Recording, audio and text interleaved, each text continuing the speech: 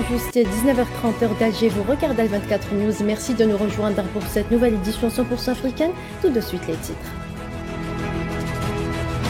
Le rôle central de l'armée nationale populaire, véritable garante de la souveraineté et la stabilité du pays, salué par le président algérien Abdelmadjid Tebboune.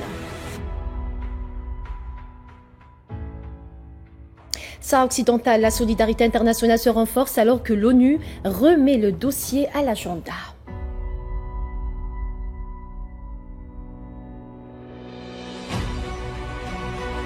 Au Maroc, des peines lourdes infligées à de jeunes manifestants pour avoir exprimé leur colère.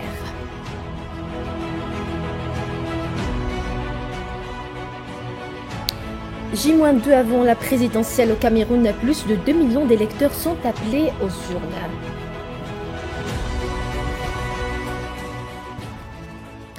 Bonsoir à tous, si vous venez de nous rejoindre, le président algérien, chef suprême des forces armées, ministre de la Défense nationale, Abdelmadjid Tebboune, a affirmé hier que l'armée nationale populaire constitue aujourd'hui une véritable école supérieure de patriotisme, de défense de l'intégrité du territoire national et de fidélité au message du 1er novembre. C'est un sujet signé Mohamed Wali Ben Shahban.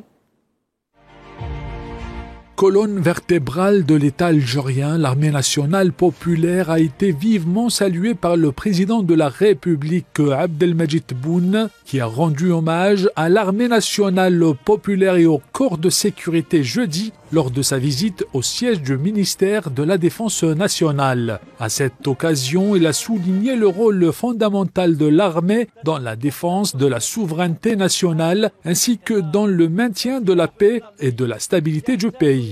أمن والاستقرار نتاع البلاد اللي هو على كتف الجيش الوطني الشعبي قوات الأمن هو اللي خلى الجاذبية اقتصادية تاع المستثمرين وطنيين أجانب. Dans une allocution empreinte de reconnaissance, le président de la République, chef suprême des forces armées et ministre de la Défense nationale, a souligné la capacité de l'ANP à faire face aux multiples défis sécuritaires. Il a également mis en exergue la vigilance constante et l'engagement exemplaire des forces de sécurité dans la lutte contre les menaces telles que le terrorisme, la criminalité organisée ou encore le fléau de la drogue. الحروب اللي اليوم تتوجه الجزائر وأصعبها المس بالشباب تاعنا. هذا إغراق الجزائر بالمخدرات أساسها هذا هو أساسها باش يقضي لك على المستقبل تاعك، والمستقبل تاعك راه في الشباب. اليوم راه في 30 سنة، منين يوصل ل 50 سنة ولا 55 سنة إن شاء الله راه ركيزة من الركائز الاقتصادية تاع البلاد ولا ركيزة سياسية نتاع الوطنية ونتاع كذا. راهم يدخلوا لنا في السموم، ولولا يقظة الجيش الوطني الشعبي ولولا يقظة مصالح الأمن المختلفة لكانت الكارثة. Aujourd'hui, reconnu pour son professionnalisme et son adaptation aux nouvelles formes de guerre, y compris modernes. الجيش اللي تأقلم مع الحروب الهجينة، تأقلم مع الحروب السيبرانية، تأقلم مع الذكاء الاصطناعي، أصبح اليوم مدرسة عليا للوطنية وللدفاع الشرس عن حريتنا وحرمة ترابنا وعن الوفاء لرسالة أول نوفمبر 1954. L'armée nationale populaire veille à assurer le développement harmonieux de l'Algérie sur tous les plans, ainsi que la sécurité de son territoire du nord au sud et d'est en ouest, afin de préserver l'unité nationale et les valeurs de novembre, socle d'une Algérie libre et indépendante. Un mot d'économie à présent. La première unité de traitement primaire du minerai de fer extrait de la mine de Rarjbilat, wilaya de Tindouf, d'une capacité de production de 4 millions de tonnes par an, sera opérationnelle en avril 2026, a annoncé le PDG du groupe minier public Sonaram Belqasem Sultani. On l'écoute. Cette usine, réalisée au niveau de la mine avec une capacité de 4 millions de tonnes par an, procédera au concassage et au criblage de la matière première extraite et à sa séparation à sec pour être ensuite stockée puis transportée. Les techniques adoptées permettent d'atteindre un taux de récupération dépassant 85%. Cette usine que le président de la République, M. Abdelmadjid Tebboune, avait procédé à la pose de la première pierre fin 2023, s'inscrit dans le cadre de la valorisation des ressources minières du pays à travers l'exploitation de la mine de Rajbilet, l'une des plus importantes au monde, avec des réserves estimées à environ 3,5 milliards de tonnes de minerais. Et dans le reste de l'actualité africaine, le président sahraoui Brahim Ghali a salué le soutien du mouvement de solidarité suédois à la cause sahraoui. Le président Ghali, recevant une délégation suédoise en visite dans les territoires sahraouis, a exhorté les membres de la délégation à intensifier leurs efforts pour défendre la cause sur la scène suédoise. La délégation a également été informée des derniers développements sur la question à tous les niveaux.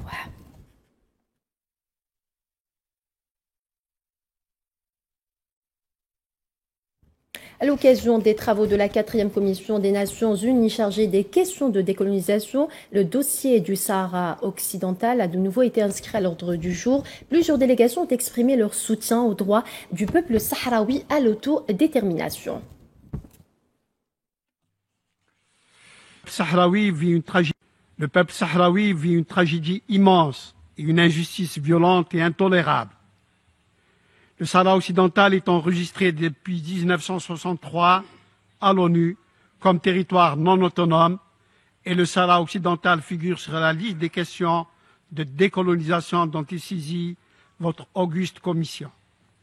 À ce titre, le peuple sahraoui a un droit inaliénable à l'autodétermination et à l'indépendance conformément à la résolution 1514.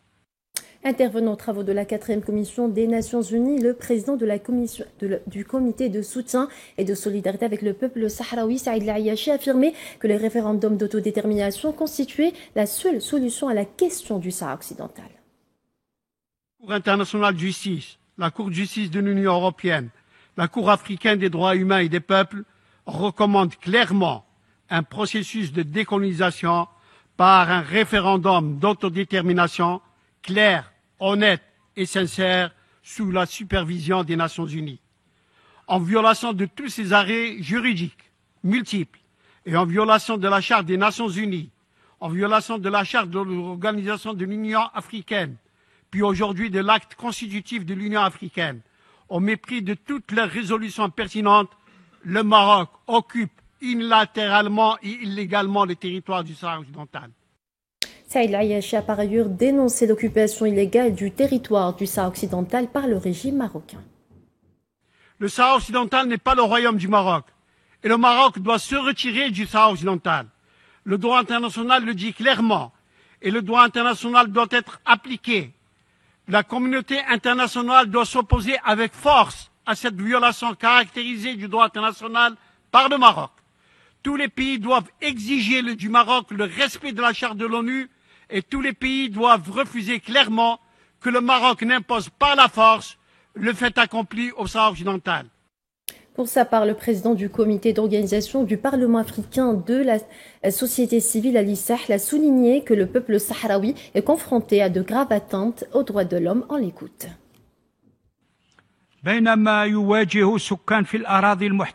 Les habitants sahraouis des territoires occupés sont confrontés à de graves violations des droits de l'homme, telles que des arrestations arbitraires, des actes de torture et de la répression des manifestations pacifiques. Monsieur le Président, la jeunesse sahraoui est la catégorie la plus touchée par cette situation. Elle souffre d'un taux de chômage qui dépasse les 70%, d'un manque d'accès à l'éducation et à l'emploi et d'une politique systématique visant à l'ignorance et à l'effacement de l'identité nationale. Malgré leurs manifestations pacifiques et civilisées pour revendiquer leurs droits, ces jeunes font face à une violence et une répression génération extrême. Cette politique basée sur la privation et le désespoir risque de faire émerger une génération entière qui a perdu foi en toute solution pacifique. La commission centrale du Parti communiste russe a fermement condamné le nouvel accord commercial conclu entre l'Union européenne et le Maroc. Selon le parti, cet accord constitue une violation flagrante du droit international et des droits souverains du peuple sahraoui.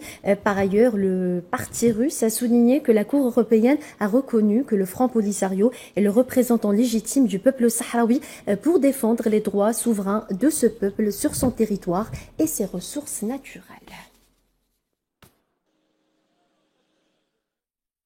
Ces derniers jours, les tribunaux marocains ont prononcé des peines de prison allant jusqu'à 20 ans contre des détenus de la génération Z qui manifestaient pour réclamer une amélioration des conditions de vie.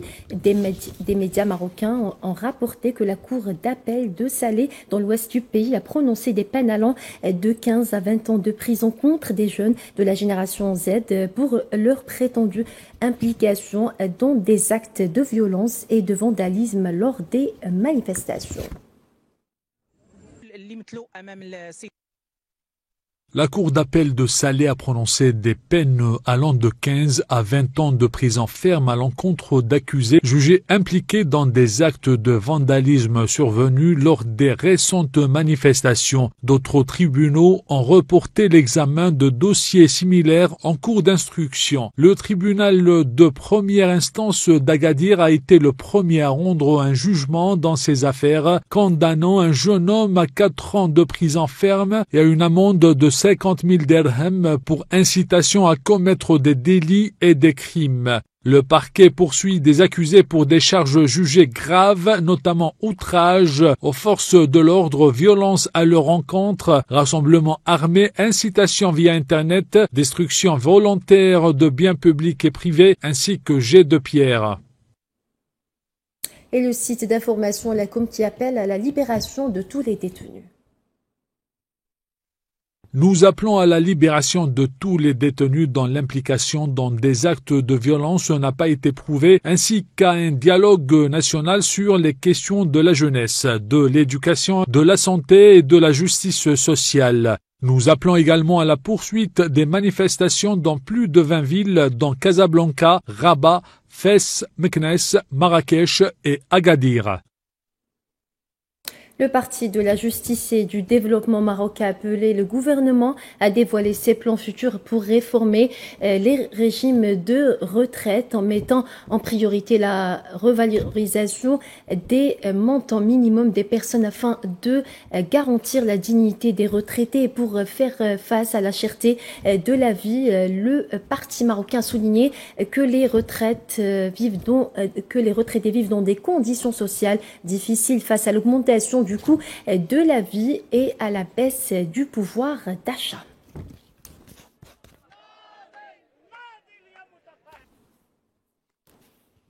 Le président mauritanien Mohamed Ould Cheikh Al Ghazouani a discuté avec la présidente de la Commission européenne Ursula von der Leyen des moyens de renforcer les relations stratégiques entre la Mauritanie et l'Union européenne sur la base de priorités communes, notamment l'énergie propre, l'hydrogène vert, la transformation numérique, la pêche, la santé et la gestion des migrations.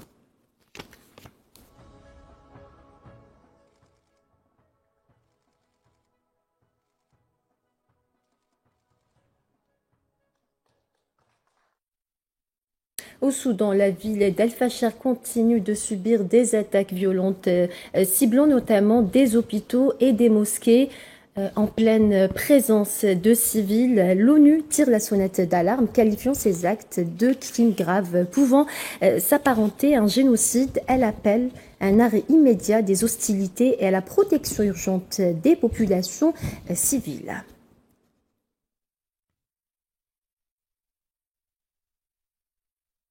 Toujours au Soudan, la situation sanitaire au Darfour continue de se détériorer face à la propagation du choléra. Le ministère de la Santé a signalé 105 nouveaux cas d'infection, portant le bilan à 570 décès depuis le début de l'épidémie. Les organisations humanitaires tirent la sonnette d'alarme, appelant à une intervention d'urgence pour contenir la maladie.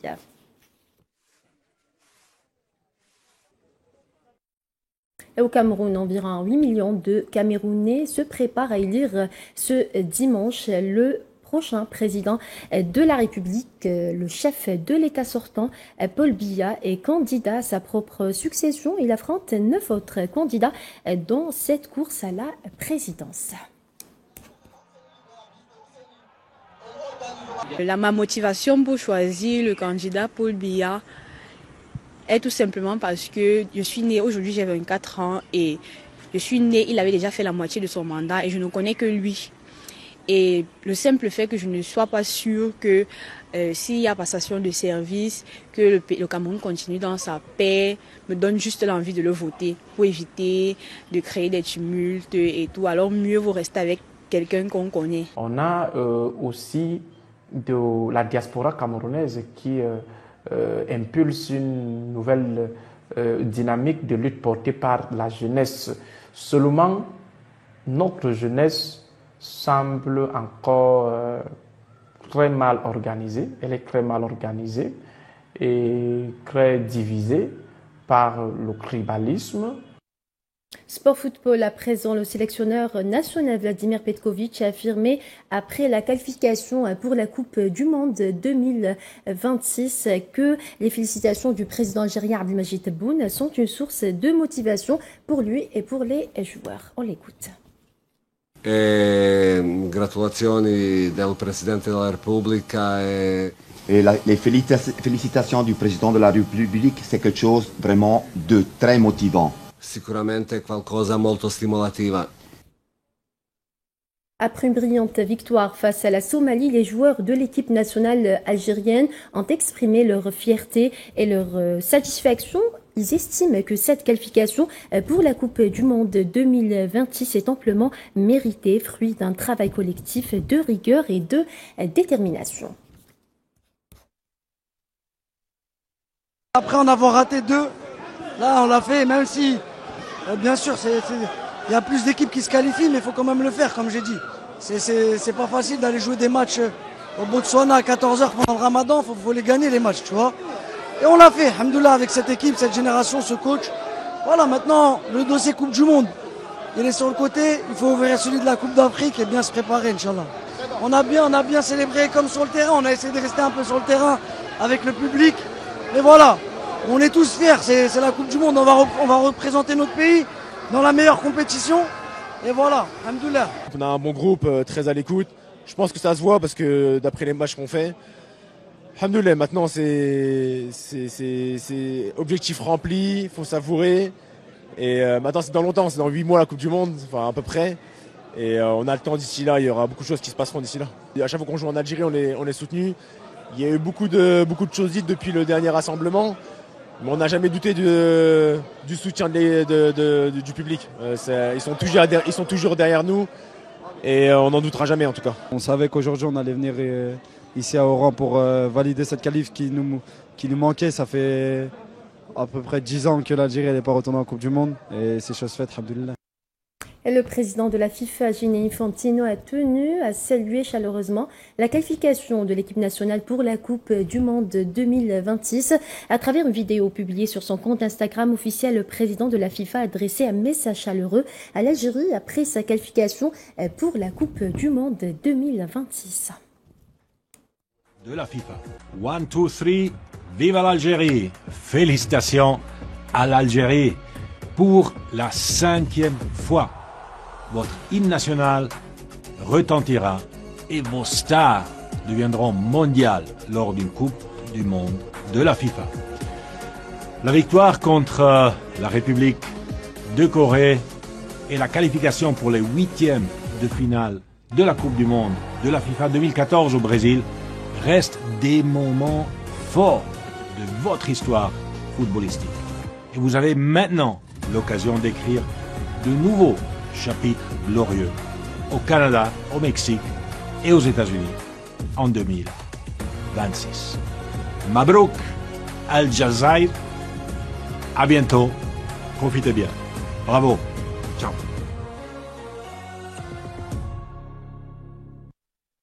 Et les Algériens ont célébré avec ferveur la qualification de l'équipe nationale pour la Coupe du Monde 2026.